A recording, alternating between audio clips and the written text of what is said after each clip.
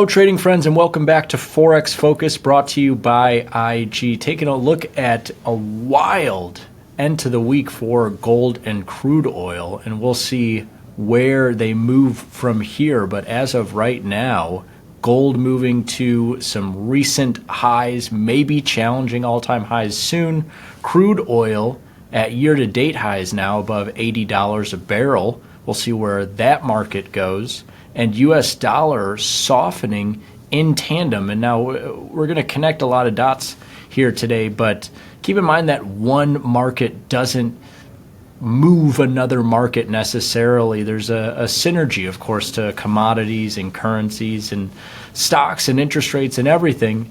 But this is definitely feeling like one of those days where commodities pressing their highs are putting U.S. dollar under a little bit of pressure. And we'll look at some correlations and some historical price extremes for all of these markets later on in the segment. Well, let's start with where commodity prices are currently trading, and gold running up to the high that I've seen so far in trading. It's going to depend on when you're looking. Has been in the futures, the active month futures, around 2090 and change, like 2092, 2093. And you'll remember that those 2100 price levels in gold, anything in that 2100 handle, has really been the all-time highs for gold futures going back the last several decades since their creation. And so they're right there. And all of that being said, this market has been right there, so to speak, 2 or 3 times in the last handful of months. But we'll see if this is the time that they push on through to a new all-time high in the gold market, or are they going to reverse again? They've been trading in this $2,000 to $2,100 range, but a really strong start to March for the gold market. Seeing a $30 rally here to start the month and getting really close to those highs of 2,100. Similar price action in the crude oil market, and you can see these are very different markets, right? Gold, a precious metal, crude oil, an energy. They're both commodities, and they're both, we'll bring in the U.S. dollar in a second, priced against U.S. dollar. And so maybe theoretically have that inverse relationship to the dollar. But they're very, very different. That being said, you will see them sometimes trend up and down together. There might be cases for broad commodity buying or selling, industrial cases. It depends on the story. Of course, Middle East war has been one recently, although it doesn't look like it has to do with this recent rally here, where you might see gold prices and crude oil prices fluctuating together. But yeah, you're seeing crude oil rally in the same time, and now not near all-time highs or even highs for the last several months, but year-to-date highs and getting above $80 a barrel, and that's the first time since November of last year. So we'll see where this continues. Obviously, if you've been trading crude since the pandemic, you've seen essentially zero, in some futures cases negative prices, and you've seen triple digits. So a lot of room for crude oil to move, as well as a gold market that in the last couple of years has traded below $1,500 and has traded all the way up above $2,000 for now, several months in a row. But where does this bring our U.S. dollar? Well, U.S. dollar in tandem with this rally to kick off March has fallen, and we're looking at Aussie versus the U.S. dollar here, and you can see the rally in Aussie at the behest of the U.S. dollar here.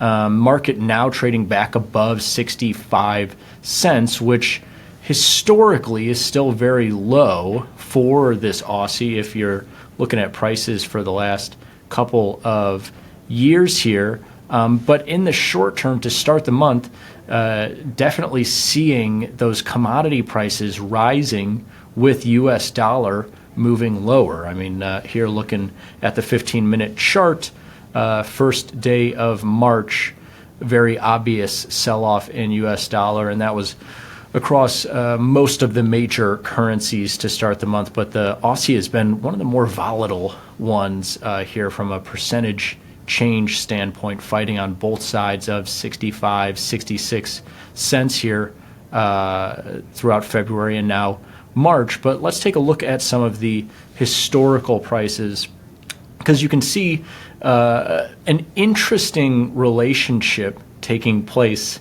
here, which is gold prices near all-time highs, crude oil prices moving higher. I mean, not above $80 a barrel, not near their lows necessarily. And here, when you widen out the lens, U.S. dollar is still historically very strong, which you put all of that together, and I know it's a lot, especially looking at Aussie versus USD, and you have to think, oh, well, if I'm looking at the U.S. dollar, I got to flip this, I've got to mirror this chart across its y-axis and to see that U.S. dollar is near its highs, Aussie being near its lows, and Aussie a number of years ago has been as high as 90 to 95 cents, and now it doesn't seem like it can break above 70 cents, an ode to Australian dollar weakness, but U.S. dollar strength. And it might not make sense when you put it all together, right? Gold prices high. Okay, well, gold is priced in U.S. dollar. Crude oil prices moving higher. Crude oil priced in U.S. dollar. So U.S. dollar, that market must be moving lower. That market's still historically expensive. And what's especially interesting is you crunch the correlations here between gold and this Aussie piece. And of course, again, the mirror image would be the negative correlation between U.S. dollar and gold. And the correlation is still pretty strong, which it makes sense if you crunch the numbers like we did, of course, because this is looking at, a correlation is saying, okay, well, on the days that gold is up, is U.S. dollar usually down, or is Aussie usually up? And a green correlation says, yeah, when one is up, the other tends to be up, and when one is down, the other tends to be down. But it doesn't take into account magnitude, right? It doesn't take into account if gold can be up 2%, and Australian dollar can be up 10 pips. That's still a positive correlation, but that's how you get a gold market that's still well above, moving close to all-time highs, well above $2,000, and an Aussie market that's near its lows, a U.S. dollar market that's near its highs, and still have this correlation playing out. Now, what does it mean going forward for these markets, gold and USD in particular? Well, historical trading would tell you that one has got to give, right? That these markets don't tend to move to all-time highs together. And so if gold moves on to 2,200, 2,300, maybe the U.S. dollar finally gives back some ground. Vice versa, if gold gives back ground, U.S. dollar might be more comfortable at its highs, and that market might make new highs.